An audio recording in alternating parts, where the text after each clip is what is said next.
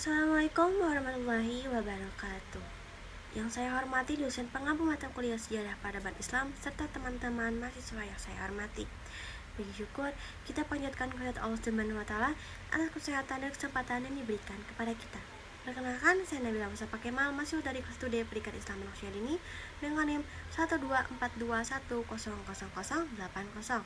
Pada kesempatan kali ini, saya akan menjawab beberapa pertanyaan yang diberikan sebagai tugas ujian tengah semester, yaitu yang pertama ada jelaskan pengertian peradaban Islam dan berikan contoh-contoh perkembangan peradaban Islam di masa Rasulullah SAW dan Khulafaur Rasyidin yang berpengaruh terhadap kemajuan umat Islam.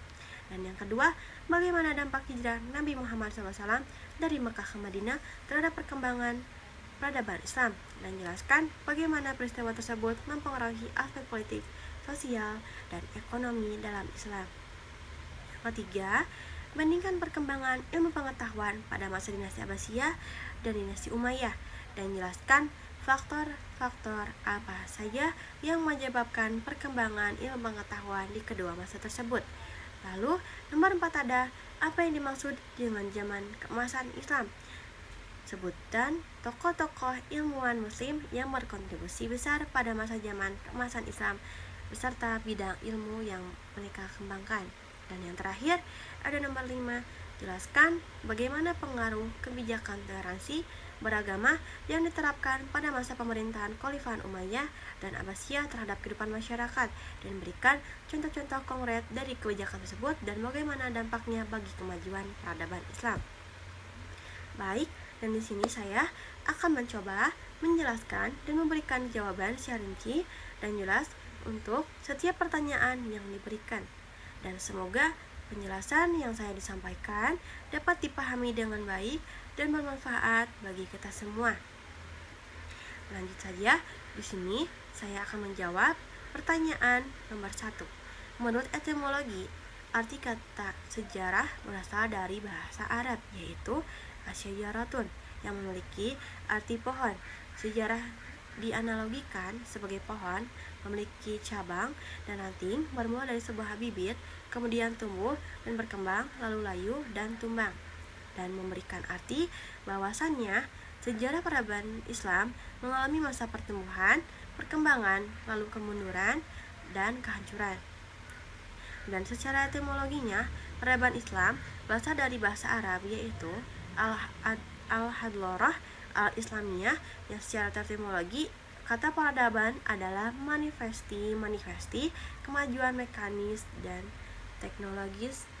Jadi, sejarah peradaban Islam adalah peristiwa-peristiwa pertumbuhan, perkembangan, kemunduran peradaban Islam di masa lalu. Perkembangan Islam pada masa Nabi Muhammad SAW adalah pendiri negara Islam di Madinah. Rasulullah membentuk komunitas Islam yang terorganisir di Madinah dan menyusun piagam Madinah yang menjadi dasar hubungan antara tribu dan perkenalkan prinsip-prinsip kebersamaan dan keadilan. Perkembangan Islam pada masa Khulafaur Rasyidin, yang pertama ada stabilitas dan ekspansi. Itu periode ini ditandai dengan stabilitas internal setelah masa Rasulullah dan ekspansi besar-besaran Islam ke wilayah baru seperti Persia dan Bizantium. Yang kedua ada pengumpulan dan penetapan Al-Quran. Itu upaya untuk mengumpulkan dan menyusun Al-Quran menjadi satu buku yang resmi berlangsung untuk memastikan bahwa sejarah peradaban Islam tetap konsisten. Yang ketiga ada pembangunan infrastruktur dan administrasi. Pembentukan infrastruktur, hukum, dan sistem administrasi yang mendukung perkembangan masyarakat muslim yang lebih terstruktur. Yang keempat, ada konflik internal. Saat ini terjadi kemajuan, tetapi juga ada konflik dan perpecahan di kalangan umat Islam di dalamnya yang menghasilkan berbagai aliran. Dan yang kelima, ada warisan pemikiran dan ajaran. Dan Khulafaur Rasyidin meninggalkan warisan pemikiran dan ajaran yang mendalam yang hingga saat ini masih mempengaruhi perkembangan Islam. Lanjut, saya akan menjawab pertanyaan nomor 2. Pertama ada pembentukan komunitas. Hijrah menciptakan komunitas muslim yang kuat di Madinah dan memperkuat hubungan antara Muhajirin dan Ansor. Yang kedua, pendirian negara Islam. Ini adalah momen di mana negara Islam yang terorganisir dimulai dengan Nabi sebagai pemimpin agama dan politik. Yang ketiga ada prinsip toleransi. Hijrah mendorong toleransi dan kerjasama antara orang-orang dari berbagai agama dan suku yang menghasilkan masyarakat yang inklusif. Dan yang keempat ada pengembangan ekonomi. Zakat mendorong pertumbuhan ekonomi dan pemberdayaan masyarakat di Madinah, menjadikan pusat percadangan baru secara keseluruhan. Hijrah memainkan peran identitas, yaitu ada struktur sosial, politik, dan ekonomi umat Islam, dan ini berdampak signifikan pada perkembangan lebih lanjut dari agama Islam. Selanjutnya, saya akan menjawab pertanyaan nomor 3. Yang pertama ada fokus berbeda. Fokus dinasti Umayyah adalah memperluas dan memperkuat kekuasaan, sementara dinasti Abbasiyah berkonsentrasi pada perkembangan budaya dan ilmu pengetahuan. Yang kedua ada institusi pendidikan. Umayyah menawarkan pendidikan yang lebih formal, sedangkan Abbasiyah mendirikan institusi formal seperti Bait al-Hikmah yang berfungsi sebagai pusat penelitian dan penerjemahan. Yang ketiga, ada kemajuan ilmiah. Meskipun Umayyah tidak mengalami kemajuan ilmiah yang sama pesat, Abbasiyah mencapai kemajuan besar dalam bidang seperti matematika, astronomi, dan kedokteran. Dan yang keempat ada pengaruh internasional. Dinasti Abbasiyah menjadi pusat peradaban global yang menarik sarjana dari berbagai budaya, membantu menyebarkan pengetahuan ke Eropa dan Asia. Secara keseluruhan, dinasti Abbasiyah lebih banyak mempengaruhi kemajuan sains daripada dinasti Umayyah. Lanjut, saya akan menjawab pertanyaan nomor 4. Jadi, zaman keemasan Islam juga disebut sebagai zaman emas Islam, terjadi dari abad ke-8 hingga abad ke-14.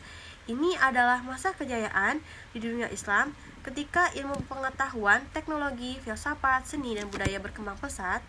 Zaman ini dimulai di bawah dinasti Abbasiyah, terutama di bawah kekhalifahan Harun al-Rasyid dan penerusnya Al-Ma'mun yang mendirikan pusat pembelajaran di Baghdad bernama Bait al-Hikmah, yaitu rumah kebijaksanaan.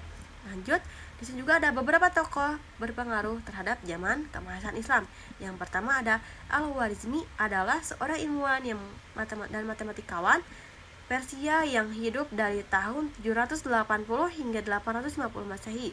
Dia menulis buku yang disebut Al-Kitab Al-Mukhtasar fil Hisab Al-Jabar wal Muqbala yang berfungsi sebagai dasar ilmu aljabar kontemporer.